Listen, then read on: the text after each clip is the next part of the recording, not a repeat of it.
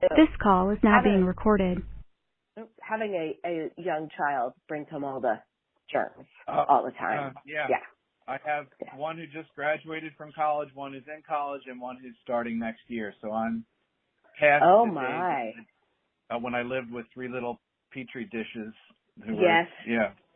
Yes, I have one of those at the moment. Yeah. Well, good. But my wife's a second grade teacher, so we still have that vector.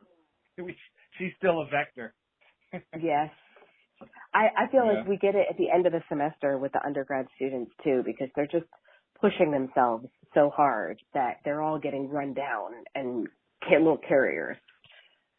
Oh yeah, and I noticed that too in college, not with my daughter, but with my son who was on the football team in a dorm.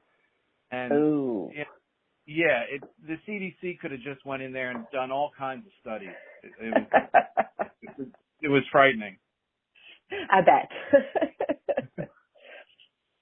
Well, good. So what can I do for you?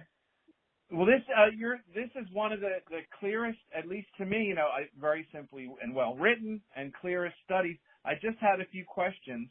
So at one point you mentioned how customers might be turned off by such initiatives, and I'll read from your paper.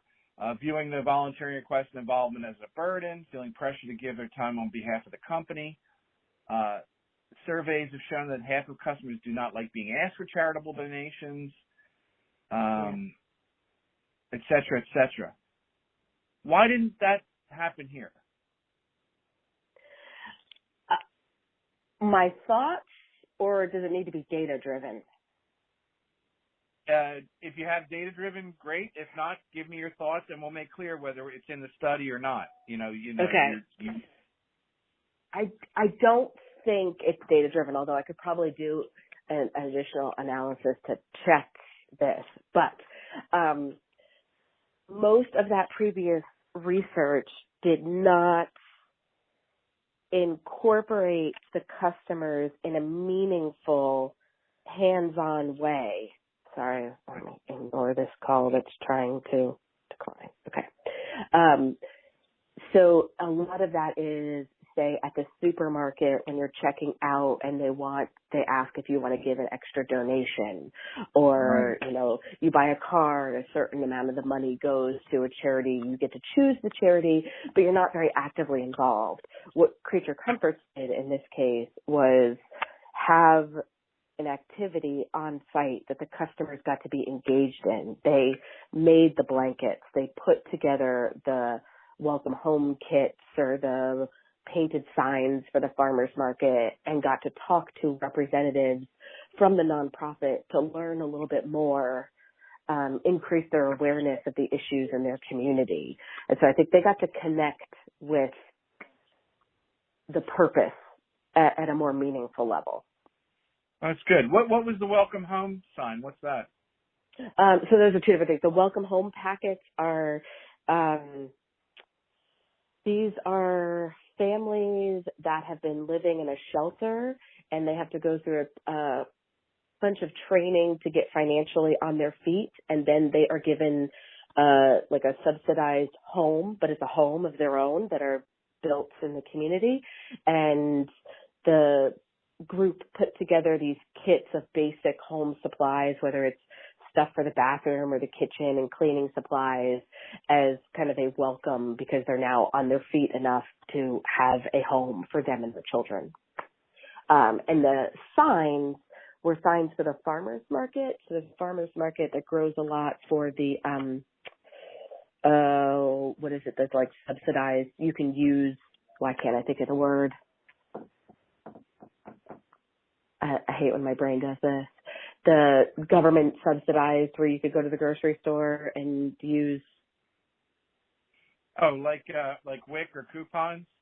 Yeah, and I can't think of there's a word for that, but this farmers market accepts those so that people that that need financial assistance don't just go buy Twinkies and Oreos, that they can get fresh, locally grown foods. And so it's the land trust here that's involved in that. So they have a massive garden. It seems like that's too small to say garden because they made the group of volunteers painted signs. So peas, carrots, corn, 50 or 60 of each of these signs that they put out in the garden that they have that contributes to this farmer's market. That's a serious issue in a lot of cities where in the central urban areas, there are not a lot of grocery stores that sell fresh produce. Right. And so, yeah. So that particular dynamic doesn't apply to Athens, though, correct? I don't think so. Okay. And this particular nonprofit is called the Athens Land Trust. They do a couple of things, but they grow a ton of fresh fruits and vegetables, and there's a farmer's market once a week in town. It's actually now in the parking lot of the brewery where we did this study every Wednesday, and they accept, cash from people, but also they accept the, whatchamacallit. Food stamps? Are you talking about food stamps? Yes. Thank you. Yeah. Thank you. The cold medicine is getting to my head. Yeah. Okay. So yeah, that's. So that's it makes perfect sense with how you were describing how customers might not like to do something similar, but the hands-on thing works really good, I guess. For a microbrewery or a winery or something like that, where you're really just sitting and sipping anyway, and the little activity that's doing someone good fits in perfectly with that type of business. Yeah, I think so. And we had a few people. I think there were a few quotes in the paper. There were a handful in our interviews that said, "I found this annoying. I don't want to be bothered to do something." So there was a hint of what some of the previous research, or previous studies, I don't think they're academic research, but articles in marketing have shown about the point of sale ask for donations, but it was much lower than what we see in the past. Got it. Okay, that was going to be my next question. Did anybody have that reaction? Okay. Yeah, just a few. I would say, of the people we interviewed, at most 5 said something about it. Okay. Now Creature Comforts did this for a 5-month period in the year, once a month. So we're talking about they did this. They did 5 customer volunteer nights a year. Is that correct? No. They did it every Wednesday for 5 months. So there were 5 nonprofits. One nonprofit or charitable organization was featured each month, and there were 4 nights for each one of those 5. So they did 20 of these evenings. Got it. They do it every year now, so they have. That's what I thought. It's just that one. All winter. Yep. Got it. And so you mentioned it incorporated both employees and customers. Specifically, how did employees participate? So the employees were able to come over. The tables were set up, and they mingled in and out and did some of the volunteer projects when they could. And they also talked with the customers about it when they were up at the bar. In addition, I don't know if this point is being noted in the paper, but they also, each month, they had one day where the group of employees went to the particular charitable organization and did an additional volunteer project that they got to experience it, they knew about it, and they could talk about it more with customers because they had firsthand experience. I see. Yeah. That's a good clarification. So do you think it's best for the customer volunteer programs that work, do you think it's best to incorporate employees too to make them effective? I do. I mean, I think that if the goal is a win-win-win where the community benefits, the employee or the customers themselves as individuals benefit, and the company benefits, I think that it's better to have both engaged together because it creates a sense of community or connection to the agents of the company, and that I think fosters the loyalty and continued patronage of the customers. interesting. Because of this study, I wound up talking with a fast food chain restaurant. I don't know that they want this publicized yet, but they're considering doing a particular thing where they get customers and employees together after hours to create boxes of food from their store to give to like kids in the summers when they don't have regular access to school lunches, and that with the goal of fostering a sense of community between customers and employees, they can connect to their local store instead of them just being this large name of a public company. They really connect with their local group there. Got it. And you said after hours, so that is a slightly different dynamic. It is. Could have a different, because, you know, here while they're doing this, they're directly engaging with their products too. After hours right. in the store, they wouldn't be. True. Although technically they'd be learning the customers would be learning some of the behind the scenes at the restaurants, and because they're packaging the restaurant's food, not. Oh, I see. Okay. Yeah, they would be donating the food, and the customers would be helping package it. So it does engage directly. I see. Yeah. I see. So the company could even incorporate that people could eat while they're doing it, or have, you know, some of their food or something. Right. They could. Yeah. Okay. They haven't settled on anything yet. They're just trying to, you know, figure out their best way to engage their employees and their customers together to create this effect. Yeah. Got it. So blankets, lunch sacks, hygiene kits, signs. Who paid for the supplies? The brewery paid for the supplies, Creature Comforts. And the deliveries? Deliveries. So so they make the blankets there. How do the blankets get to the shelter? I think because a representative from the charitable organization came to every event, I think they just brought them back with them to work. That's what I thought. Okay. And so that representative, I had a question about that. So, you know, clearly, what they're doing is connecting them to the community and community involvement.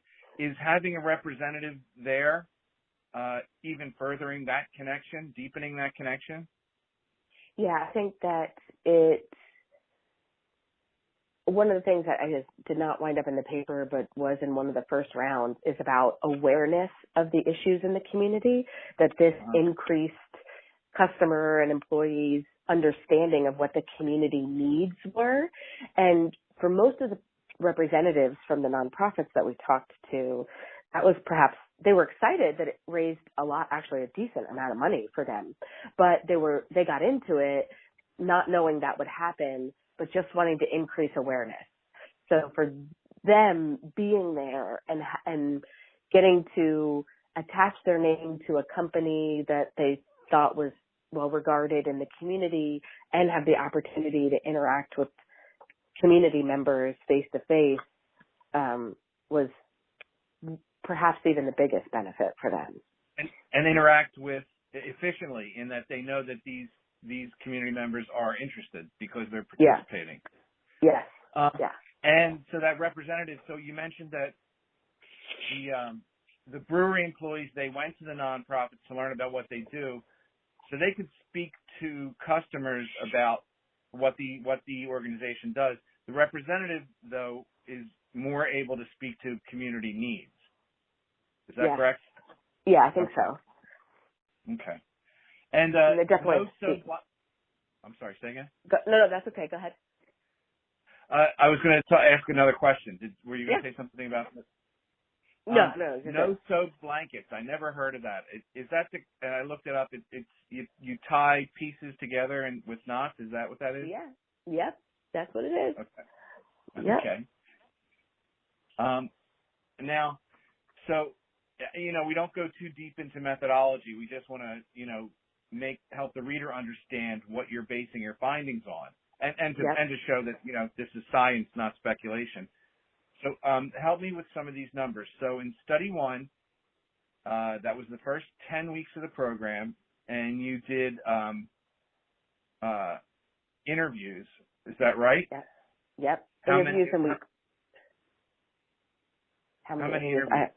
I'm gonna double check because That's I got confused about the number of interviews and surveys. Yep. In Nope, study that's one okay. versus. I'm just gonna look to make sure because it's been a few years. It's amazing how long it takes to go through all of this.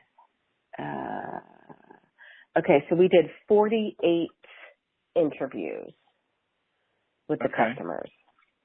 All right. And then in study two, and just to you attended the week's clarify, event. the first 10 that we did the formal interviews, we also, according to this qualitative approach, right, we also attended. We helped run everything, myself and one PhD student. And so we also kind of observed and talked to people and took notes while we were there. So some of our theorizing is based on that kind of immersion in the experience ourselves, in addition to the interviews. Okay. All right, yeah, so 8, so that was the highest number I saw. It said customer 48, so you got 48 interviews. And then, what else? The 3-part email survey. Can you tell me about that?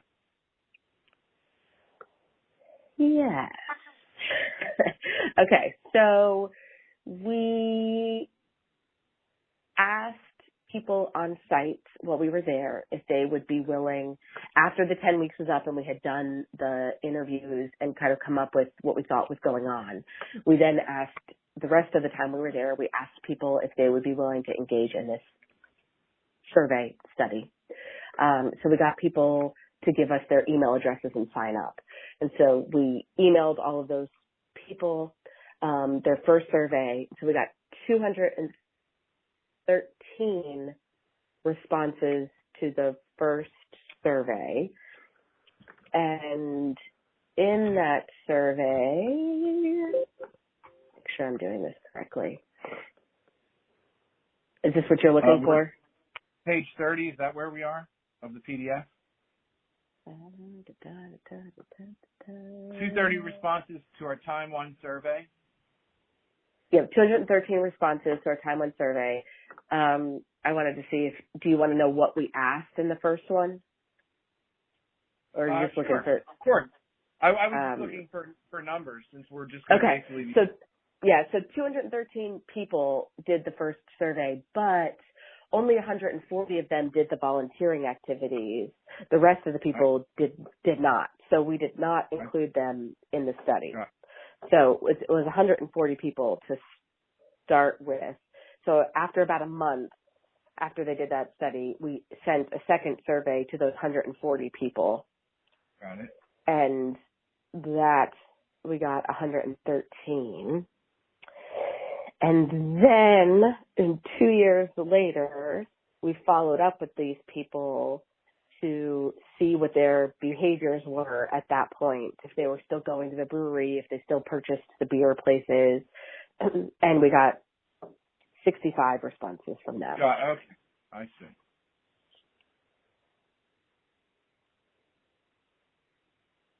Those are the numbers. That's what I wanted to just double check. Sure. And I wanted to thank you for including the quotes.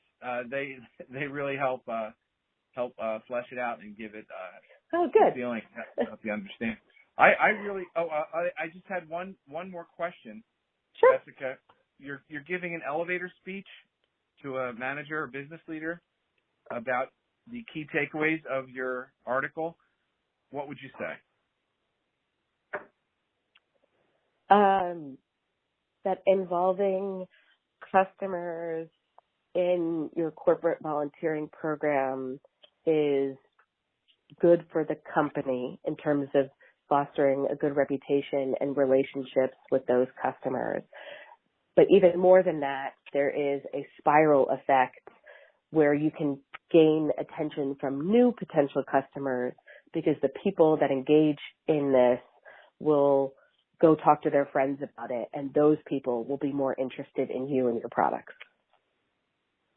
That's great. I didn't have anything else. I told you it was very well written and very clear. Well, thanks. you have any questions for me? No. Okay. Good. I usually get these done within 2 weeks. I don't know how the holidays will affect that, Sure. but I'll send it to you, share it with co-authors however you see fit. I just would ask that you send me one version back so I'm not left to potentially iron out contradictory comments.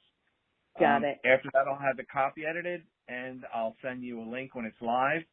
Let's see. Right now, we're on track to have it promoted in the January 2nd newsletter, and but I'll send you a live link before that, and then after that, when it's in social media, when we promote the link to the summary in social media, I'll send you that link too.